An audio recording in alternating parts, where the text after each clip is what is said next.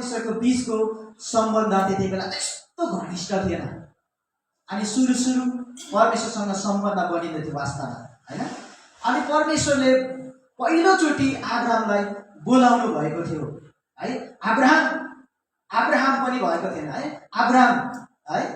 Abraham तो चाहिँ तेरो जाति, तेरो देश, तेरो कुटुम्बलाई छोडेर चाहिँ, हैन, मैले भनेको देशमा चाहिँ तँ के गर्नुपर्छ, जानुपर्छ भनेर अब्राहमलाई परमेश्वरले भन्नुभयो। अनि अब्राहमको लागि धेरै गाह्रो थियो यो कुरा, धेरै गाह्रो थियो, है? तर अब्राहमले यो कुरा सुन्दै गर्दाखेरि के गर्यो भने चाहिँ विश्वास गरेको छ सबैभन्दा पहिला। हालेलुया, विश्वास गरेको छ। अनि विश्वास मात्रै गरेन, विश्वास गरेपछि उसले विश्वासलाई चाहिँ कार्यमा उतारेको छ। अनि उसले आफ्नो सबै माल सामान, आफ्नो परिवार, आफ्नो भेडा बाख्रा, आफ्नो नोकर चाकरलाई लिएर, आफ्नो आफन्तहरूलाई पनि कतिजना, है, भतिजाको फ्यामिली, लुतको फ्यामिलीलाई लिएर चाहिँ अगाडि बढेको छ, है?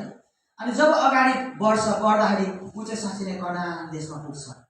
अनि साँच्चै नै कनान देशमा पुग्छ। अनि कनान देशमा पुग्दाखेरि परमेश्वरले भन्नुभएको देश उसले भेटाउँछ त्यहाँनिर। तर उसले पाइहालेको थिएन, है?